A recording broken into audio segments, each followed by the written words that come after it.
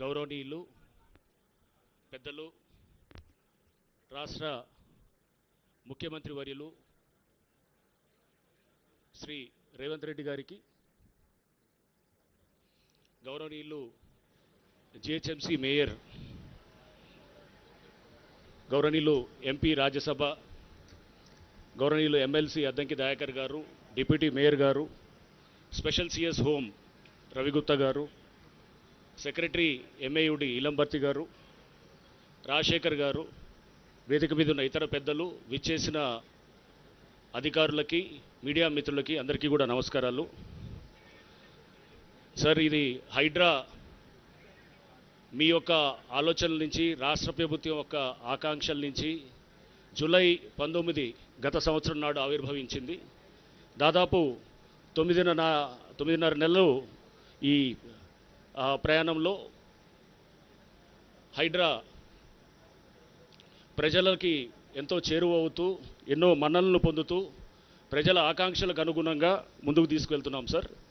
So Hydraa అనేది ఒక ప్రత్యేకమైన సంస్థగా Hyderabad disaster response and asset protection agency అని GOMS 99 ద్వారా జూలై 19 రోజు కాన్స్టిట్యూట్ అయినప్పుడు, దీనికి తర్వాత గౌరవ ముఖ్యమంత్రి గారు చాలా పవర్స్, అంటే బహుశా దేశంలో ఇటువంటి ఇది ఒక విప్లవాత్మకమైన ఒక ప్రయత్నము, ఒక హిస్టారికల్ డెసిషన్ అని చెప్పేసి ఇండియన్ స్కూల్ ఆఫ్ బిజినెస్ కూడా ఒక వ్యాసంలో వాళ్ళు కూడా చెప్పడం జరిగింది సార్.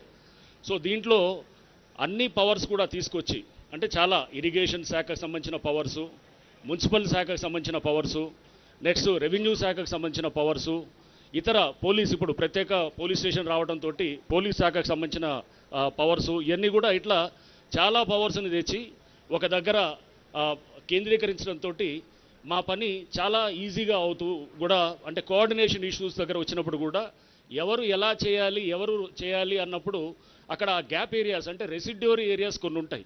ఆ రెసిడ్యూరీ ఏరియాస్లో హైడ్రా ఆ గ్యాప్ని ఫిల్ చేయడానికి చాలా తీవ్రంగా ప్రయత్నం చేస్తున్న క్రమంలో నేను కొన్ని ఉదాహరణలకు కూడా చెప్తాను సార్.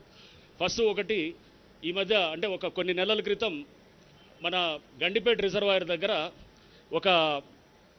ఇది మన బుల్కాపూర్ నాలా నుంచి వాటర్ వస్తూ అక్కడ ఒక లాక్ గేట్స్ ఉంటాయి. ఆ లాక్ గేట్స్ ఉస్మానియా ఏదైతే మన రిజర్వాయర్ ఉందో గండిపేట రిజర్వాయర్, దాంట్లోకి వాటర్ వెళ్తుంటుంది సర్ప్లస్ వస్తే కనుక. లేకపోతే కనుక అది మామూలుగా ఉంటే కనుక దీంట్లోకి బుల్కాపూర్ నాలా మీదుగా మూసీ నదిలోకి వెళ్ళిపోవాలి.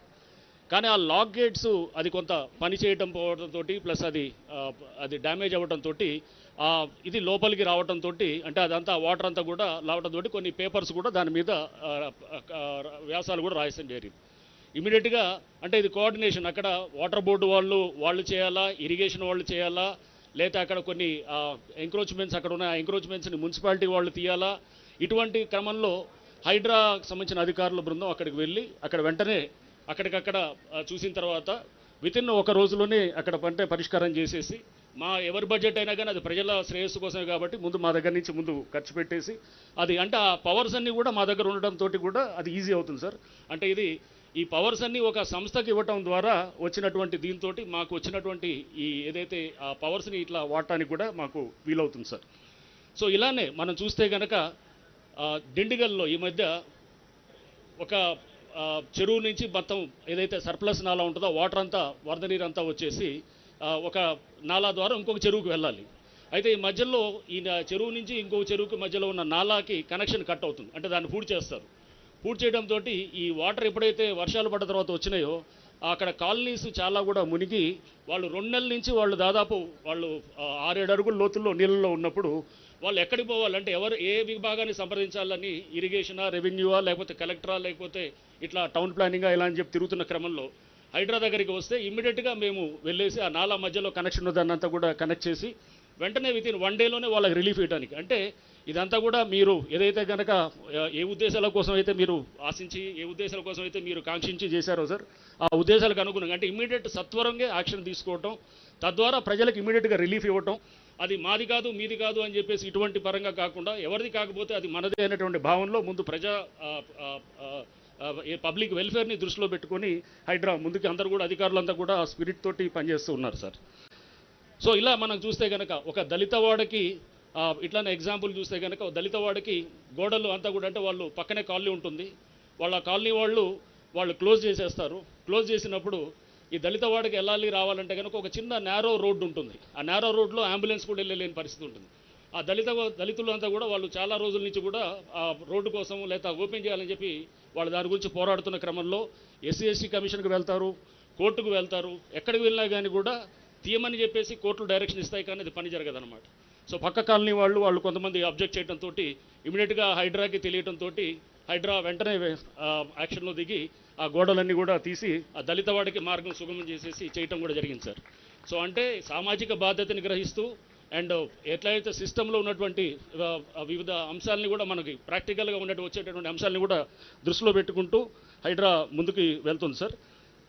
ఇంతేకాకుండా మనకి అంటే పిల్లల నుంచి కూడా చిన్నపిల్లలు కూడా మన ఈ మధ్య మేము ఒక దగ్గర కొంతమంది యువకులు వాళ్ళు క్రికెట్ ఆడటానికి వెళ్ళి అక్కడ చెరువు అనేది మాయమైందనేది వాళ్ళు అక్కడ చూసి, మేము చిన్నప్పుడు ఈ చెరువులో మా తల్లిదండ్రులు లేదా మేమంతా కూడా వచ్చి ఉండేవాళ్ళం, మా తండ్రి కూడా మా ఈత కొడుతుండేవాడు, మేము కూడా ఉండేదని చెప్పేసి వాళ్ళు వెంటనే ఒక లెటర్ రాశారు సార్. హైడ్రాకి లెటర్ రాసిన తర్వాత వెంటనే మేము మా హైడ్రా అధికారుల బృందం అక్కడికి వెళ్ళేసి అక్కడ క్షేత్రస్థాయిలో పరిశీలన చేసిన తర్వాత ఎవరైతే ఆ యువకుడు ఉన్నాడో అతనికి ఫోన్ చేసి అతన్ని పిలిపించి మొత్తం డీటెయిల్స్ అన్ని తీసుకున్న తర్వాత అక్కడ దాదాపు పెద్ద ఎత్తున అంటే అది ఫిల్మ్ నగర్ డౌన్లో ఉన్నటువంటి మహాప్రస్థానం కానుకున్నటువంటి ప్రాంతంలో సార్ 40 ఎకరాలు దాదాపుగా అక్కడ లోపల లేఅవుట్లు వేస్తూ రోడ్లు వేస్తూ గవర్నమెంట్ భూమిలో చేస్తున్నట్టు దాంట్లో వెంటనే అదంతా కూడా మనం ఆ స్వాధీనంలో తీసుకొని ఈ చేయటం కూడా జరిగింది సార్.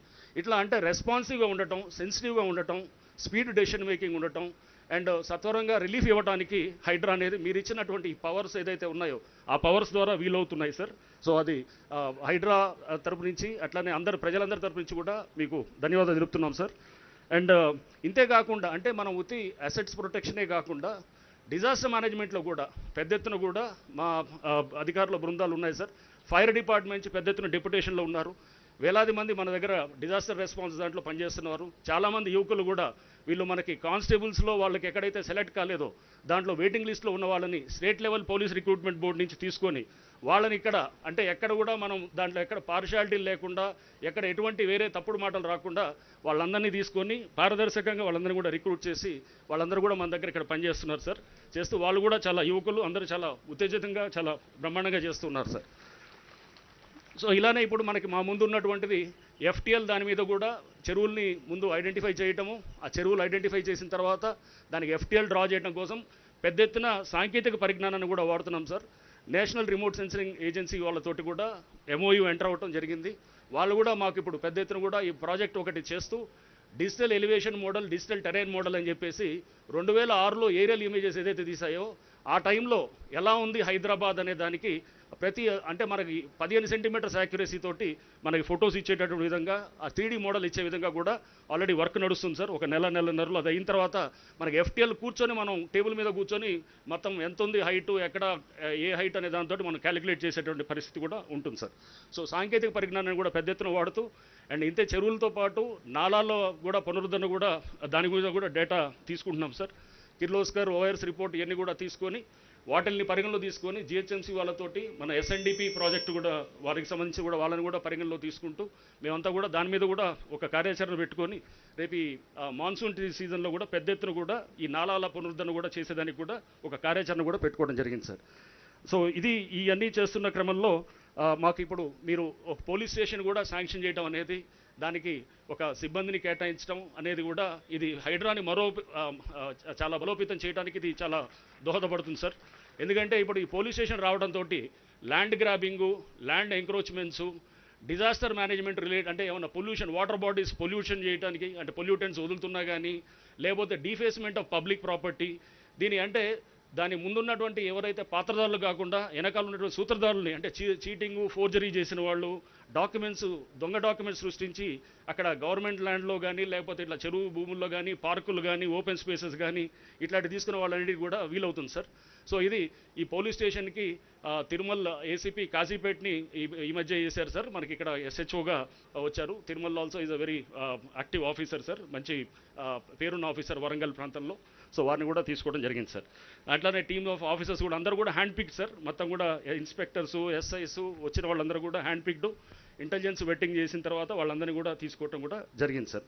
సో ఇది ఈ విధంగా ముందుకు పోతూ హైడ్రా ఇంకా ఉన్నత లక్ష్యాలు తీసుకుంటూ ప్రజల ఆకాంక్షల మేరకు పబ్లిక్ వెల్ఫేర్ని దాన్ని ఒక ప్రధానమైన గీట్రాయిగా పెట్టుకుంటూ దానికి కోసం కృషి చేస్తూ ముందు మీ ఆధ్వర్యంలో ఇంకా ముందుకు వెళ్తాం సార్. Thank you sir.